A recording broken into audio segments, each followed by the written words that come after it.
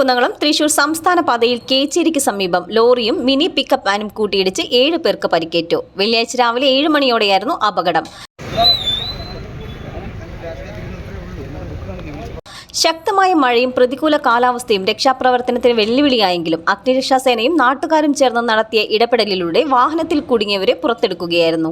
ഇടിയുടെ ആഘാതത്തിൽ ഇരുവാഹനങ്ങളുടെയും മുൻഭാഗം പൂർണ്ണമായും തകർന്നു. മിനി പിക്കപ്പിലുണ്ടായിരുന്നവർ വാഹനത്തിനുള്ളിൽ കുടുങ്ങിയ നിലയിലായിരുന്നു.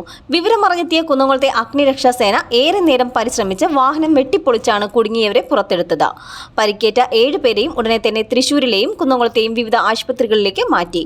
ഇവരിൽ ഒരാളുടെ പരിക്ക് ഗുരുതരമാണ്.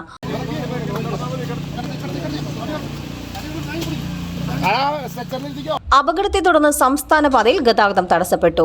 CNTV കുന്നംകുളം.